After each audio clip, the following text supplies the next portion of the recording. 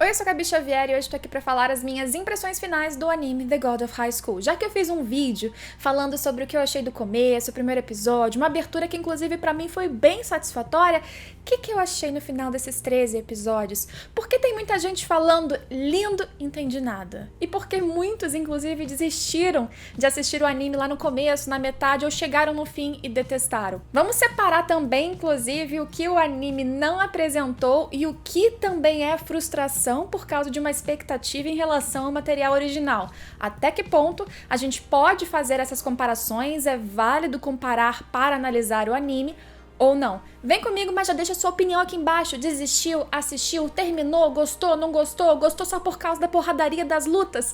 Quero saber a sua opinião. Se inscreve no canal se não for inscrito para acompanhar e comentar em todos os próximos vídeos. E me segue nas redes sociais. Tem conteúdo novo saindo sempre no meu Instagram, Twitter, e tem Instagram também da Sala do Tempo, que tem notícias, conteúdos e resenhas que não saem aqui, mas saem lá. Além do canal, é claro, youtube.com/Sala do Tempo. Espero todos vocês lá. E se você quiser me ajudar e se vestir com coisas exclusivas aqui do canal, tem estampas de anime como essa de Levi que eu estou usando, além de Demon Slayer, Hunter x Hunter e outros animes em loja.com.br/Gabi-Xavier, estampas exclusivas aqui do canal. Mais uma adaptação de mais uma webtoon e mais uma vez a gente vê aos montes na internet os comentários de rusharam, aceleraram, cortaram coisas demais, estragaram tudo. Aí a gente tem que voltar alguns passos e entender de onde vem essa decisão de até onde eu vou adaptar, quantos episódios terei, se é de propósito, se fazem na sacanagem para acabar com a sua webtoon ou não. É claro que eu não tenho informações internas do comitê de produção, que são aquelas empresas, geralmente mais de uma, que investem na produção de um anime. Não sei exatamente o que definiu e quanto eles tinham de budget, de orçamento, mas fica claro, ou é óbvio e lógico, nós presumirmos que quando se define uma quantidade de episódios, você está levando em consideração o quanto você tem de orçamento, o quanto é possível produzir e o quanto você acredita que consegue compactar do material necessário para aquela, especialmente nesse caso, estreia. E como uma estreia, faria sentido que eles tivessem um material que minimamente iniciasse e concluísse algum plot. Nesse caso de God of High School, eles começaram apresentando o universo, o torneio, mostrando luta e porradaria e terminaram explicando ou falando pelo menos sobre o que é a tal chave, porque isso foi um mistério que foi surgindo e pipocando aqui e ali nos episódios, entre chute cá, tubarão ali, surgiu o negócio de a chave. Não faria sentido ou geraria muita reclamação e estranhamento, com razão, se eles terminassem a temporada e nada de chave ou nada de explicação sobre chave. Para isso, coisas foram mesmo aceleradas. E por isso, eu realmente concordo que algumas informações ficaram soltas. Isso considerando que a gente tem que aqui alinhar expectativas e entregas, que claramente God of High School não é uma história para ser super profunda, com muitas explicações sobre cada um dos poderes. Não dá pra gente nivelar ou comparar com outros tipos de história, nem mesmo do mesmo estilo, porque cada coisa é uma coisa. E God of High School claramente é porradaria e show de lutas, né? E cada vez lutas mais loucas. Por quê? Porque grande parte das pessoas que estão lutando pegam poderes emprestados de deuses, criaturas celestiais, e daí vem coisa muito louca mesmo. Criaturas, eles invocam, literalmente, coisas que não são humanas, e por isso o sobrenatural grita pra caramba. Só que aí justamente essas explicações, elas vêm depois do poder já aparecer, e elas vêm numa fala, numa cena, num pequeno flashback, num corte. É uma coisa tão pontual e utilizando, que eu acredito que também dificulta um pouquinho, termos que são coreanos especialmente, e são de difícil assimilação, e isso, querendo ou não, a gente acha que não faz diferença, mas faz diferença pra pessoa absorver aquilo que ela tá lendo, aquilo que ela tá escutando. E aí, somado ao fato de que a coisa vem, puf, ali, joga aqui, joga lá, e de repente mais luta e você não tem um tempo de assimilar a informação, realmente, o anime até que fala o básico, o anime até que tem as respostas aqui e ali, mas fica tudo muito diluído e com um foco bem menor do que as lutas, o que eu concordo de novo, que é realmente o ponto objetivo principal da história em God of High School. Isso me leva a dizer que se você, por exemplo, de início, já não curte a porradaria que foi super bem animada, que teve uma trilha sonora sonora, a parte técnica, a direção, assim, coreografias maravilhosas, então provavelmente esse anime não é pra você, ou com certeza esse anime, essa história não é pra você, porque isso é o ponto principal, esse é o show. E aí a gente tem que considerar que o Estúdio Mapa, inclusive, mandou muito bem na produção desse anime. A gente teve lutas e lutas em todos os episódios, porque tudo era focado, ou tinha como ponto central ali, entre os elos e histórias dos personagens, incluindo o trio principal, o torneio God of High School. Isso era o ponto que ligava todo mundo. Portanto, todo episódio tinha luta acontecendo, e as lutas, elas realmente variavam o tempo todo de cada vez mais poderes. E se os poderes, eles são emprestados de criaturas divinas, realmente o céu é o limite, ou não tem limite nem no céu, a coisa vai até pontos extremos. E isso justifica, sem justificar tanto, porque não é a proposta realmente, mesmo na história original, que surjam coisas inexplicáveis muitas vezes. Se você se incomodar com esse tipo de coisa, se o show visual, se a coreografia de luta, se o design que vai mudando aqui e ali de acordo com o momento, que fica uma coisa artística belíssima e maravilhosa de assistir, se isso não te compra, não dá pra assistir.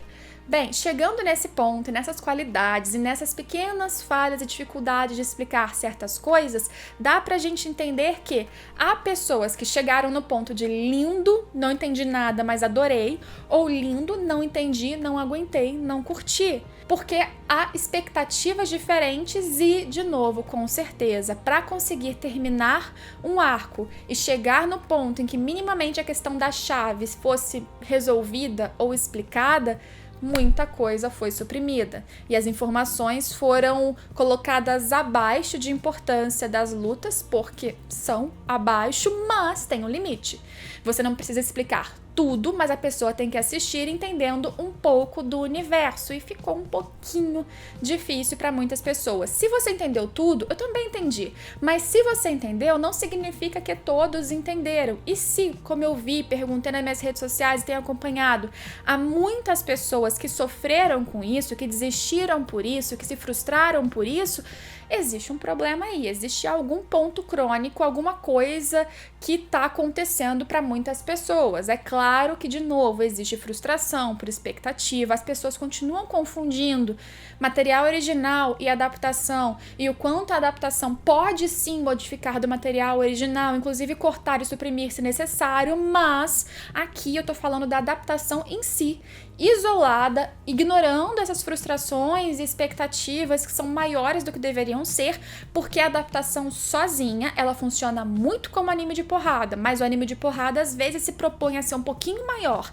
a trazer questões dos grandes seis, Nox, pessoas muito fortes que lutam entre aqueles que acreditam em vários deuses e pegam poderes emprestados dele, e aqueles que acreditam apenas em um deus e querem acabar com todos os outros deuses e seguidores deles. Então existe um plot, uma coisa, uma trama maior, conspirações, sociedades secretas, segredos e o próprio protagonista. Agora, como a gente viu no último episódio, tem ele mesmo uma origem misteriosa. Chamam ele de Rei Macaco. Ele é chamado de um outro nome que, como muitas coisas nesse anime, eu não sei pronunciar. E ele não tem qualquer lembrança. E parece que o seu avô, inclusive, o criou, provavelmente sabendo disso. O que ele tem a oferecer? Muitos poderes, com certeza. Então, existe, até em relação ao Jin Mori, algo muito misterioso. Mas na primeira temporada, todos esses mistérios, todas essas coisas, não é que eles fossem subjacentes e fossem uma caminha para ação. Eles eram quase como pipoquinhas, pontinhos soltos, que muitas vezes pareciam que queriam acrescentar, mas não tinham força suficiente para isso. Natural, portanto, que muitos ignorassem as informações e lá na frente acabassem esquecendo ou não conseguindo fazer um vínculo quando outra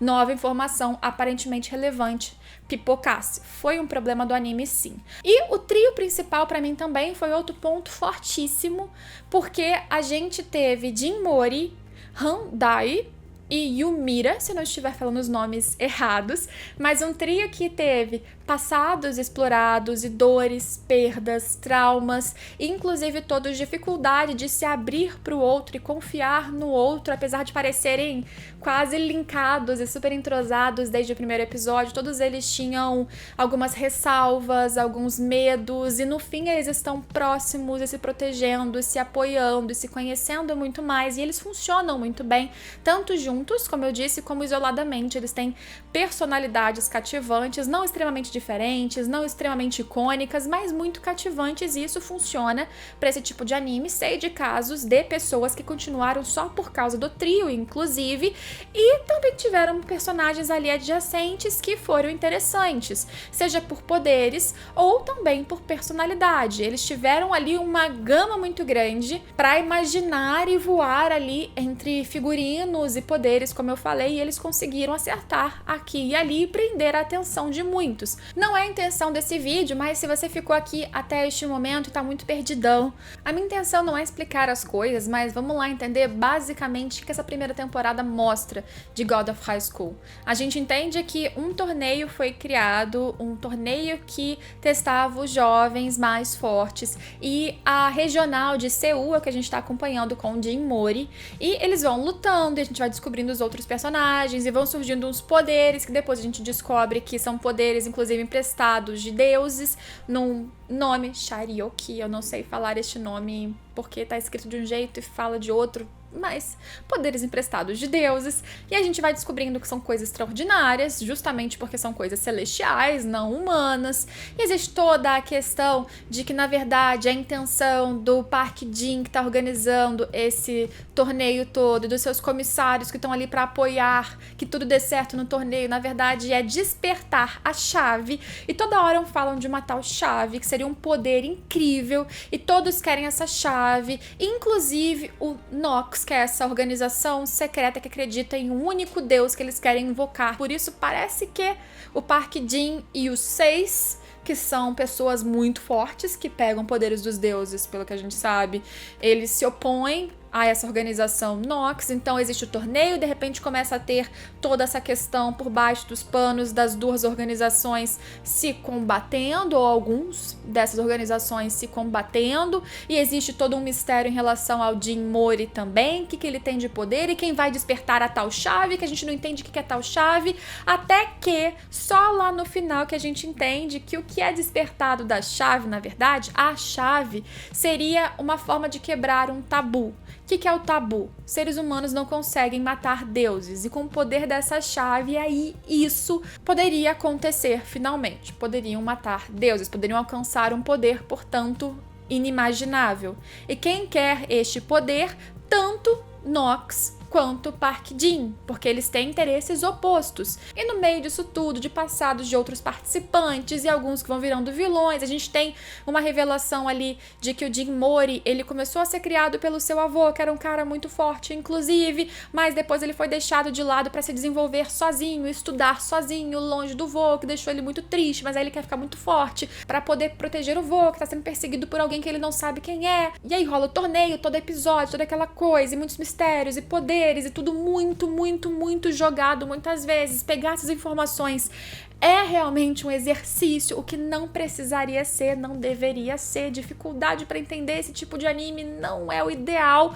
E no fim, a gente vê que o Jin Mori tem mais segredos escondidos dele mesmo do que a gente imaginava. Ele é chamado de um outro nome que eu não sei pronunciar. Inclusive, dizem que ele não parece estar incorporando, emprestado o poder de um deus, que ele seria ali a representação de um próprio deus, o que é bem simbólico quando o próprio Jin fala que ele não quer poder emprestado de ninguém, quer usar o dele, e ele tem o dele, e é muito bom, e ele é chamado de Rei Macaco. E a temporada termina com essa pequena explicação de que a chave é uma quebra de tabu, e agora tem que reunir, né, os fragmentinhos da chave, e que o Jin Mori, ele tem essa questão do Rei Macaco, e um passado que ele precisa descobrir, relembrar, buscar memórias, todo um segredo para uma nova temporada, para um novo arco. Falando assim, dá pra gente entender um pouquinho, mas de novo, foram informações muito picadinhas, diluídas aqui e ali, que foram reunidas ao redor de muitas lutas, que essas sim foram um show visual.